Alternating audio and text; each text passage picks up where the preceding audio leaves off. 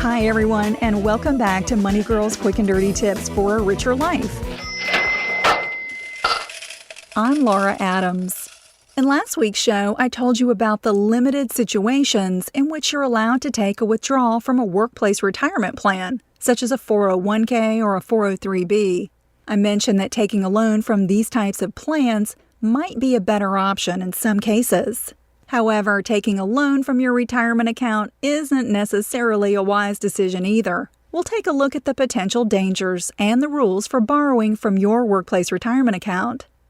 The first hurdle to getting a loan from your 401k or 403b is that it's only allowed if your employer's plan permits it. You'll find the rules and benefits of your retirement plan in the Summary Plan Description document, which you should receive each year. Or you can just ask your benefits administrator if loans are allowed. Due to the paperwork and time that's usually required to administer retirement loans, it's been my experience that small companies usually don't offer them.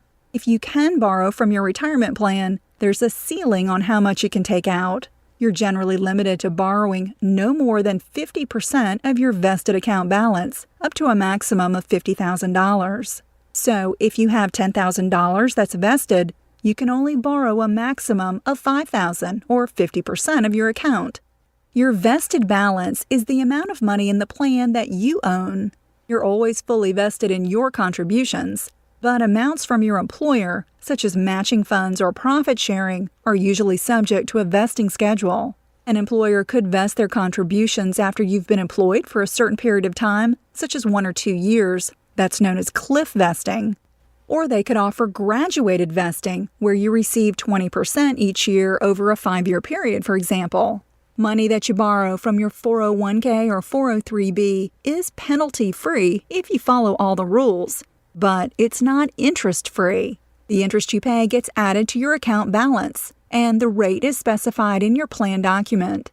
The loan plus interest must generally be repaid within 5 years. The loan payments are usually withheld from your paycheck on an after-tax basis in level amounts over the life of the loan. Taking a loan from a 401k or a 403b can be a better alternative than taking a hardship withdrawal because you're allowed to make new contributions to the account while you repay the loan. You might remember from my previous podcast that a hardship withdrawal is very different from a loan, because it can't be repaid and usually comes with a 6-month waiting period where you're prohibited from making any new contributions. Not only can taking a loan from your 401k or 403b leave you with less money for retirement, but it can also put you in a tight spot if you leave your employer or get fired before the loan is fully repaid.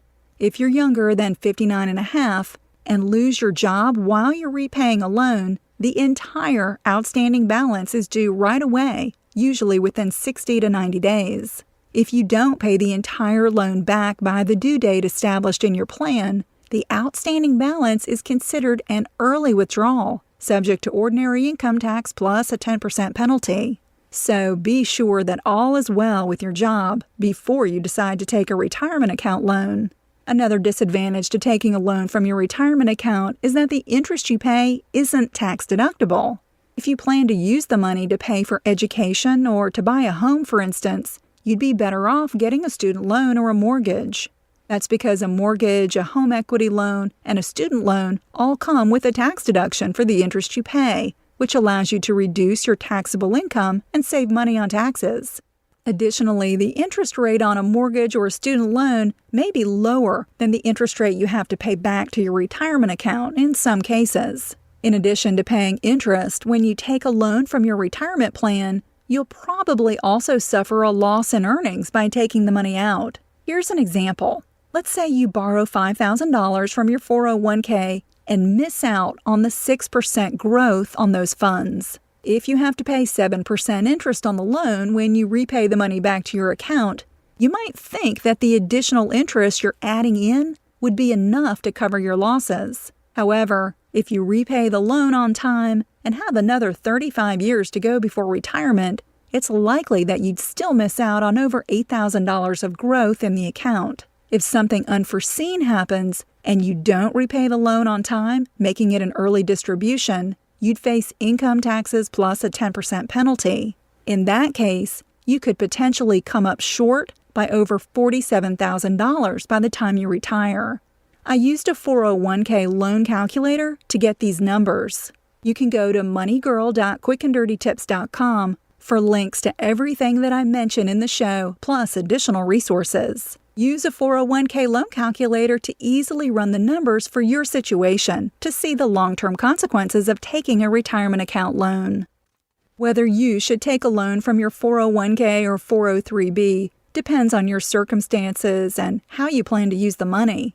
Let's say your job is secure and you're younger than 59 and a half. If you were to take a loan from your 401k at 7% interest, that would be a better option than taking a hardship withdrawal and paying income tax plus a 10% penalty. A loan allows you to return the money plus the extra interest to the account, so it keeps working for you over time. However, as I demonstrated, taking a loan can reduce your earnings and the total amount that you'll have for retirement. A quick and dirty tip is to consider all your other options, such as getting a mortgage, a home equity loan, a student loan, or even using money in your IRA before you borrow from your 401k or 403b. The rules for taking early distributions from an IRA are different than for a workplace retirement plan. You can withdraw certain amounts of money from an IRA penalty-free for some expenses, such as higher education or to buy or build your first home. I'll include a link to IRS Publication 590 if you want to find out more about taking an IRA withdrawal. Come on over to the Money Girl Facebook page where I post money tips, news, resources, and other stuff I'm doing. You can follow me on Twitter under the username Laura Adams and also sign up for the weekly Money Girl newsletter. If you like the podcast, be sure to subscribe or submit a review in iTunes. And as always, I love getting your email questions at money@quickanddirtytips.com. I'm glad you're listening. Cha-ching!